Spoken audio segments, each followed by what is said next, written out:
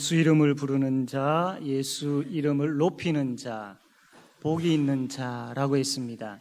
오늘 이 시간 우리 예수 그리스도 앞에 나오신 여러분에게 하늘의 큰 은혜의 복이 충만하기를 바랍니다. 아멘. 우리가 이제 앞에 추수감사주일, 그 전에 또 우리 구역축제 관련된 또 전도에 대한 말씀, 또 감사에 대한 말씀 우리가 들었습니다. 이제 다시 우리가 욥기로 돌아오게 됩니다. 욥기 이제 42장 마지막 부분 다음 주까지 해서 마무리를 하게 됩니다.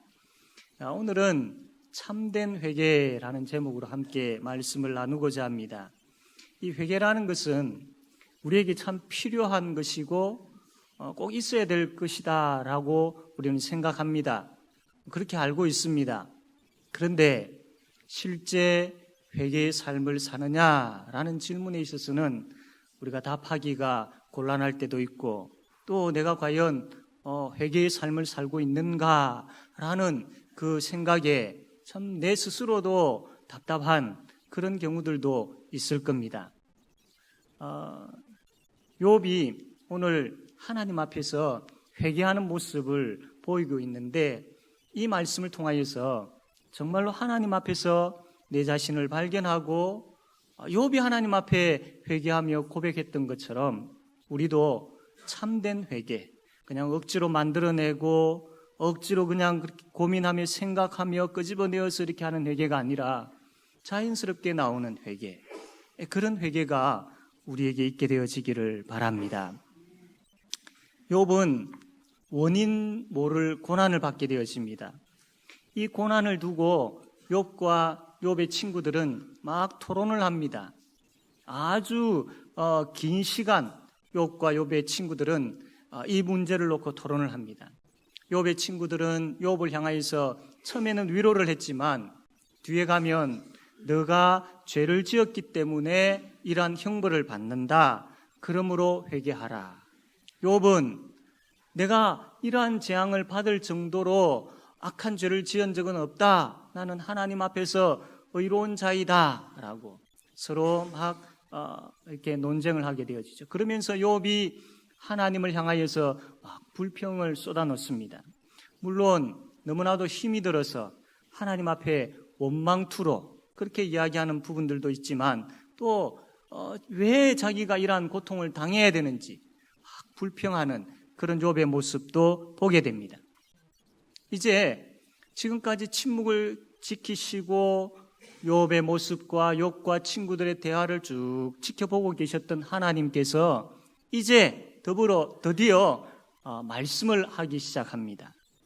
그 말씀이 앞부분에 나와 있는데, 그 하나님의 말씀을 듣고 욥이 그 하나님 앞에서 회개하며 고백하는 그런 말을 하게 되어지는데, 그 내용이 바로 우리가 읽었던 42장 1절부터 나오는 내용입니다. 하나님께서 욥에게 처음에 말씀을 시작하실 때에 책망투로 그렇게 말씀을 하십니다. 38장 1절 2절 말씀 보면, 그때의 여호와께서 폭풍우 가운데서 욥에게 말씀하여 이르시되 무지한 말로 생각을 어둡게 하는 자가 누구냐? 무지한 말로 생각을 어둡게 하는 자가 누구냐? 욥 들으라고 욥에게 지금 하시는 말씀이죠. 자신은 하나님 앞에서 떳떳하다라고 생각하는 욥, 자신이 지금 하나님으로부터 또 혹은 그 주위로부터 이 어려운 일들을 당하고 있는 것, 자신이 지금 겪고 있는, 하나님께서 허락하셔가지고 사탄이 자기에게 지금 고통을 주고 있는 이 부분들, 여기에 대해서 욥은 부당하다라는 것, 내가 고통당하고 있는 이것은 부당한 일입니다 라고 욥이 지금까지 불평하면서 이야기를 했죠. 자신의 의를 위하여 하나님의 의에 대해서 이거 뭔가 문제가 있지 않습니까? 하나님 이러셔도 됩니까? 하나님 앞에서 내가 의롭게 살았는데 그러한 나에게 하나님 어떻게 이러실 수 있습니까? 어떻게 이러한 고통을 허락하실 수 있겠습니까? 이렇게 욥이 이야기를 해왔던 것이죠. 욥은 자기가 당하고 있는 고난으로 인하여서 하나님의 공의를 이야기하면서 의심스럽습니다 라고까지 그렇게 항변을 했던 욥이죠. 이러한 그 욥을 향하여서 하나님께서 말씀을 합니다. 그 말씀을 들었던 욥이 바뀌기 시작하죠. 하나님께서 어떤 말씀을 하시느냐 하면 천지를 어떻게 창조하신 천지 창조에 대한 말씀, 그리고 온 우주 만물을 통치하시는 그 말씀을 합니다. 우리 생각에는 욥에게 너 한번 생각해봐, 논리적으로 이러이러하게 생각하는 거 맞는 것 같아? 아니 너가 어떻게 하나님의 공의에 대해서 이렇게 함부로 이야기할 수 있어? 너가 지금 고통당하고 있는 것 내가 허락은 했지만 그것 가지고 나에게 이렇게 이야기할 수 있어? 지금 현실의 문제, 욥이 가지고 있는 그 문제점들을 가지고 하나님께서 파헤치면서 욥을 꾸중하시거나 설득하지 아니하시고 오히려 전혀 다른 말씀을 하고 있는 것 같습니다. 지금 그러한 욥을 향하여서 하나님께서 말씀하실 때 천지, 온 우주, 만물 어떻게 창조했는지 아느냐? 이 천지가 어떻게 질서를 유지하면서 돌아가고 있는 줄 아느냐? 땅에 있는 이 수많은 짐승들, 이 짐승들이 어떻게 만들어졌고 어떻게 생활하는지를 아느냐? 번개가 어떻게 치고 우박이 어떻게 떨어지고 그것 아느냐? 이런 이야기를 하나님께서 욥에게 하고 계시는 것이죠. 그 후에 하나님께서 질문을 합니다. 지금도 내가 변론하는 자로서 나와 논쟁하겠느냐?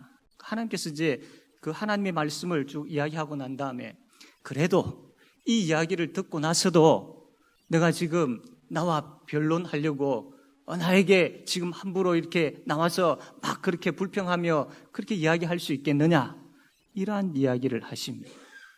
이 질문을 받은 욥이 이제는 완전히 바뀌어버리죠. 침묵을 지키게 됩니다. 아무 말도 하지 못하게 됩니다. 내가 답변하는 것을 못하겠습니다. 욥이 그렇게 이야기를 하게 되죠. 왜냐하면 그 하나님의 말씀을 듣고 자신이 얼마나 무지한 자인지를 알게 된 거예요. 자신이 하나님은 이런 하나님이신데 왜 나에게 이렇게 고통에 대한 부분들을 허락하셨을까라는 그 생각에 집착했던 욥이 하나님이 어떤 분이신지에 대해서 말씀을 하시고 그 말씀을 듣게 되어지니까 아차 내가 잘못됐구나 라는 것을 알게 되어진 것이죠. 인간이 가장 강하게 여기는 이 땅의 동물 하마 또 악어 이 예를 드시면서 너가 이 하마와 악어를 길들이고 조정하고 움직이게 할 수 있느냐? 못한다. 그 이야기까지 하나님께서 이야기를 하셨던 것이죠. 그러니까 피조물로서 창조주인 하나님, 그 하나님을 네가 어떻게 다 이해한다고 할 수 있느냐? 그러면서 나는 하나님 다 알아. 하나님 이런 분이십니다가 아니라 하나님은 이런 분이시어야 합니다. 나에게 이런 존재이어야 합니다라고 누가 그렇게 말할 수 있느냐? 욥이 그 이야기를 듣고 아무 말도 하지 못하게 되지요. 그리고 욥은 하나님 앞에 그가 고백한 것이 바로 회개의 고백입니다. 이게 42장 1절에서 6절까지 나와 있죠. 그 하나님의 말씀을 듣고 그가 진심으로 회개하는 거예요. 앞에까지만 해도 38장 그 하나님의 말씀을 듣기 전까지만 해도 욥은 불평으로 가득 차 있었습니다. 그러나 38장 이후에 나오는 하나님의 말씀을 듣고 난 다음에 아무런 대답 못하고 내가 대답하기를 거절할 정도로 아무런 대답을 못하고 또 하나님의 말씀을 듣는 가운데 이제는 진심으로 애통하며 회개하는 욥의 모습을 보게 됩니다. 사랑하는 성도 여러분, 어떻게 하나님의 말씀을 듣고 욥이 이렇게 회개할 수 있었을까요? 하나님의 말씀을 들은 욥은 첫 번째로 먼저 자기의 생각을 바꿉니다. 욥기 42장 2절 말씀, 2절 말씀 우리 다 같이 한번 읽겠습니다. 2절 시작.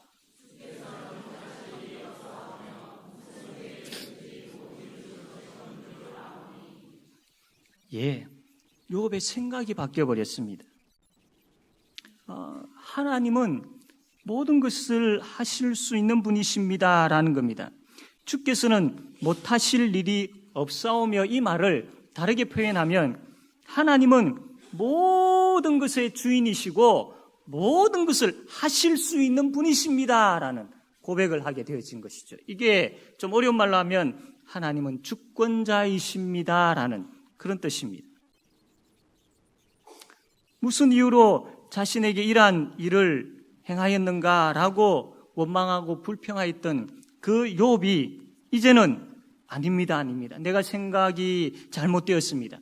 하나님은 모든 것을 하실 수 있는 분이십니다. 내 생각에 하나님께서 내가 고통받는 것을 허락하신 그 일은 내 생각에는 부당하게 여겨지는 일이었지만 과거에는, 그러나 하나님의 말씀을 듣고 나니까 지금은 하나님은 그렇게도 하실 수 있는 분이십니다 라는 것을 알게 되어진 것이죠. 과거에 그의 생각은 하나님을 자기의 머리에 가두었다라고 했지 않습니까? 하나님은 이런 분이어야 합니다. 그러나 이제는 하나님은 하나님의 때에 하나님의 방법대로 모든 것을 하나님의 뜻대로 다 하실 수 있는 분이십니다. 여기에 욥이 엎드려지고 꼬꾸라진 것이죠. 그 마음속에 이 하나님을 만났을 때에 회개가 일어난 겁니다. 회개가.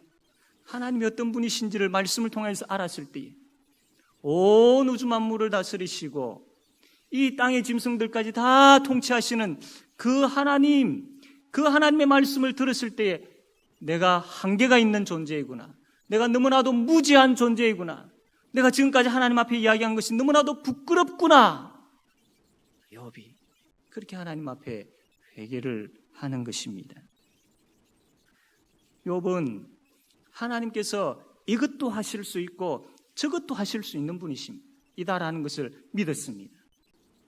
하나님은 나에게 복도 주실 수 있는 분이시고 그 복을 거두어 가시기도 하시는 분이십니다 라는 것을 믿었습니다. 믿었습니다. 나중에 보겠지만 처음에 했던 그 욥의 모습들이 눈으로만 보았던 그런 믿음이었습니다. 그러나 그 하나님의 말씀을 듣고 하나님이 어떤 분이신지를 알게 되어지고 자기가 자기 귀로만 들었던 그 부분에 있어서 너무나도 내가 한계가 있구나 라는 것을 알게 되어진 것이죠. 욥은 자신이 이해를 하든 이해를 하지 못하든 하나님께서 행하신 일이라면 그대로 이제는 아멘 하겠습니다라고 그의 생각이 바뀌었습니다. 우리의 신앙이 이러한 신앙이 되어야 됩니다. 물론 우리가 어려운 일들을 당할 때 하나님, 내가 이렇게 열심히 하려고 하고 신앙생활 잘 하려고 하는데 하나님 왜 이러십니까? 왜 우리의 가정에 이러한 아픔을, 왜 우리의 직장에 이러한 힘듦을 왜 이러십니까? 물론 그런 일들이 있을 수 있습니다. 그것 가지고 하나님 앞에 우리가 이렇게 이야기할 수 있습니다. 하나님 너무나도 힘듭니다. 너무나도 아픕니다. 하나님 왜 이러십니까? 라고 할 수 있습니다. 그러나 우리가 거기에 있으면 멈추지 말고 하나님, 이렇게도 하실 수 있고 저렇게도 하실 수 있는 분이 하나님이심을 내가 믿겠습니다. 그 믿음 주십시오. 그래서 시험 들지 아니하고 흔들리지 아니한 가운데 내가 신실하게 신앙생활 할 수 있도록 하나님 믿음을 주십시오 라고 기도하셔야 됩니다. 두 번째로 자기의 의를 주장하던 과거의 완악함을 욥이 시인을 하는데 3절 말씀 우리 한번 다 같이 읽겠습니다. 3절 읽겠습니다. 시작.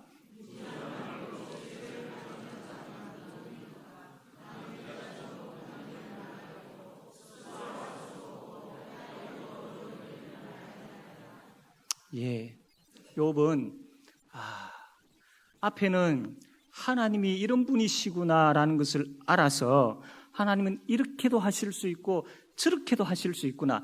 나의 제한된 머리로서는 그 어마어마한 하나님의 계획과 뜻을 다 분별하지 못하는 한계가 있는 존재이구나라는 것을 깨닫고 자기의 생각을 바꾸었다고 했습니다. 이제는 그가 내가 그 얼마나 완악한 자였는지를 이제는 알고 그것을 시인하고 있는 것이죠. 과거의 욥은 자신의 경험을 통하여서 알게 되어진 부분적인 것들을 가지고 전체를 파악하려고 했습니다. 자기 속에 있는, 자기 머릿속에 있는 자기가 경험했던 그것만 가지고 하나님에 대해서 생각을 하려고 했던 것이죠.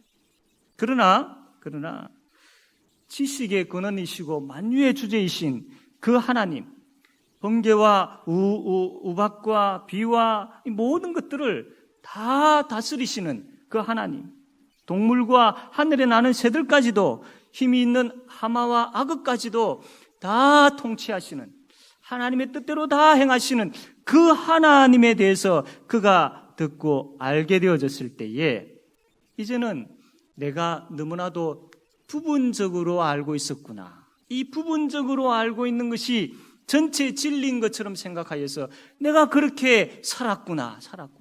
내 주장만 하고 그렇게 내가 살았구나 라고 그렇게 욥이 깨닫게 되어진 것이죠. 하나님의 계획과 하시는 일들을 인간적인 지식으로는 도저히 다 헤아릴 수 없는 것이죠. 이것을 깨달았던 겁니다. 내가 정말로 무지했구나. 내가 정말로 하나님 앞에서 완악했구나. 이것은 하나님의 말씀을 듣지 아니하면, 그 들었던 말씀을 내 삶 속에서 적용하지 아니하면, 그 들었던 말씀을 내 삶을 통해서 말씀이 나타나는 것을 보지 못하면 이러한 회개가 나올 수가 없는 것이죠. 그러므로 회개의 시작은 말씀이 되어야 됩니다. 나에게 회개가 없는 그러한 모습들을 볼 때에 내가 정말로 하나님의 말씀을 가까이 하고 있지 않다라는 것을 알게 되겠죠. 하나님이 말씀하시고 그 말씀을 들을 때에 우리가 내가 이렇게 완악한 내 속에 있는 한계적인 이 부분을 가지고 전체를 이야기했던 그 부끄럽고 완악한 그 모습들이 덜추어지는 것이죠. 욥이 그랬던 겁니다.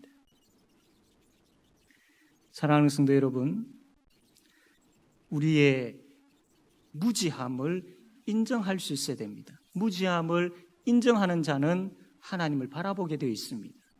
무지를 인정할 때에 그 하나님의 말씀이 들리게 되어집니다. 무지를 인정하게 되어질 때에 그 하나님의 말씀이 내 속에서 충만하게 되어지고 그 말씀이 내 삶 속에 나타나며 그것을 내가 눈으로 보게 되어질 줄로 믿습니다. 이러한 은혜가 우리에게 있게 되어지기를 바랍니다. 세 번째로 욥은 하나님을 인격적으로 만났습니다. 4절과 5절 말씀 우리 한번 다 같이 읽겠습니다. 4절 5절 시작.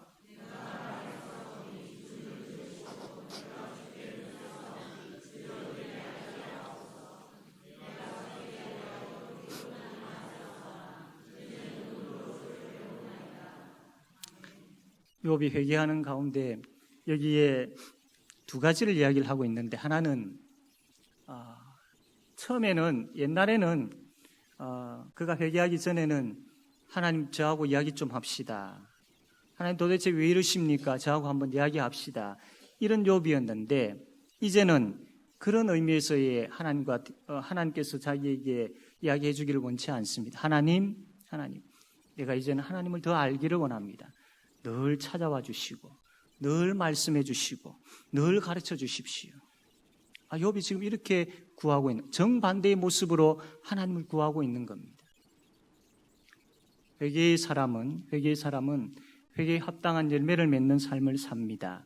회개에 합당한 열매는 늘 하나님께서 교훈하시고 가르치시는 그 말씀을 가지고 살 때에 회개에 합당한 열매를 맺을 수가 있습니다. 그래서 욥은 계속 말씀을 구하고 말씀을 찾고 말씀을 두드리고 있는 것이죠.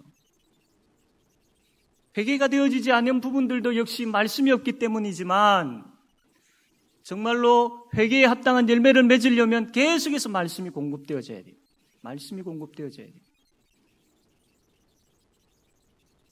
사랑하는 성도 여러분, 말씀이 우리 가운데 거하시고 그 말씀이 우리의 심령을 찔러 쪼개고 그 말씀이 우리를 위로하고 그 말씀이 우리를 인도할 때에 아멘하며 순종하며 나아가는 그런 우리가 되어지기를 바랍니다. 회개는 하나님 앞에 잘못했습니다, 다시는 그렇게 하지 않겠습니다 까지만이 아니라 이제는 내가 하나님 바라보니 말씀하여 주시고 그 길로 인도하여 주십시오, 여기까지 되어야 되는 것이죠. 욥이 이제 두 번째로 하나님 앞에서 그가 회개하는 부분들에 있어서 지금까지 욥은 귀로만 들었던 하나님, 귀로만 들었던 하나님에 대한 생각으로 가득 차 있었습니다. 그러나 욥이 이제는 눈으로 하나님을 보게 되었다라는 겁니다. 다시 이야기하면 인격적으로 하나님과의 만남이 있었다라는 겁니다. 인격적인 만남이 있었다라는 거예요. 머리로서만의 하나님이 아니라 가슴으로서 뜨거운 하나님 그것만이 아니라 모든 것을 통틀어서 본인의 삶 가운데 하나님과 친히 동행했던 그런 삶이었던 것이죠. 이런 인격적인 만남을 통하여서 욥이 하나님 앞에서 회개할 수 있었던 겁니다. 사랑하는 성도 여러분, 여러분은 어떻습니까? 하나님과의 그 삶이 늘 그분과 동행하는 삶을 살고 있습니까? 아니면 귀로만 듣는 것으로 만족하며 살고 있습니까? 아니면 순간적으로 좋은 느낌, 감동받음, 가슴으로 느끼는 그것만 가지고 살고 있습니까? 인격적인 만남이 되어야 됩니다. 인격적인 만남이 되어야 됩니다. 누가복음 5장 4절에서 11절 말씀 보면 이런 말씀이 있습니다. 말씀을 마치시고 시몬에게 이르시되 깊은 데로 가서 그물을 내려 고기를 잡으라. 시몬이 대답하여 이르되 선생님, 우리들이 밤이 새도록 수고하였으되 잡은 것이 얼마 없지만은 말씀에 의지하여 내가 그물을 내리리이다 하고 그렇게 하니 고기를 잡은 것이 심히 많아 그물이 찢어지는지라. 이에 다른 배에 있는 동무들에게 손짓하여 와서 도와달라니 그들이 와서 두 배의 채움에 잠기게 되었더라. 시몬 베드로가 이를 보고 예수의 무릎 아래에 엎드려 이르되 주여, 나를 떠나소서, 나는 죄인이로소이다 하니 이는 자기 및 자기와 함께 있는 모든 사람이 고기 잡힌 것으로 말미암아 놀라고 세베대의 아들로서 시몬의 동업자인 야고보와 요한도 놀랐습니다. 예수께서 시몬에게 이르시되 무서워하지 말라, 이제후로는 내가 사람을 취하리라 하시니 그들이 배들을 육지에 대고 모든 것을 버려두고 예수를 따르니라. 베드로가 예수님을 인격적으로 만났을 때에 주여, 나를 떠나소서, 나는 죄인입니다 라고 고백했지 않습니까? 인격적인 만남이 있습니까? 하나님과 인격적인 만남, 인격적인 동행, 그런 모습들이 우리에게 있습니까? 사랑하는 성도 여러분, 귀로만 듣는 신앙이 아니라 인격적인 하나님을 눈으로 보는 그런 신앙이 되어야 합니다. 하나님을 가장 인격적으로 만나기 위해서는 말씀이 있어야 됩니다. 하나님을 가장 인격적으로 만나기 위해서는 기도의 깊은 자리까지 나아가야 됩니다. 하나님을 인격적으로 만나기 위해서는 이 예배의 자리에 임재해 계시는 하나님을 경험할 수 있어야 됩니다. 물론 이러한 것들이 우리의 노력으로는 되어지지 않습니다. 성령 하나님께서 말씀을 통해서 우리에게 역사하시고 우리의 심령에 심게 하시고 깨닫게 하시고 그 말씀이 우리 삶 속에서 나타나게 하실 때만 가능합니다. 그러므로 인격적인 동행을, 하나님과의 인격적인 동행을 갈급하셔야 됩니다. 신앙생활을 그럭저럭 그냥 대충 이것이 아니라 그렇게 되어지면 그 영혼이 무너지게 되어지고 그 영혼이 병들게 되어질 수밖에 없습니다. 그러나 눈으로 귀로만 듣는 그런 신앙이 아니라 하나님과 인격적인 만남을 원하는 그런 신앙을 갈급하면서 하나님 앞에 부르짖을 때에 성령 하나님께서 역사해 주실 줄로 믿습니다. 그러면 우리가 모여서 대화를 나누는 대화 내용들이 바뀌게 되어집니다. 그러면 힘들고 어려운 사람들을 보게 되어지면 품을 줄 알게 되어집니다. 그러면 맡겨진 사명이 인격적인 하나님과 동행하는 그 은혜와 그 능력으로 감사하며 할 수 있게 되어집니다.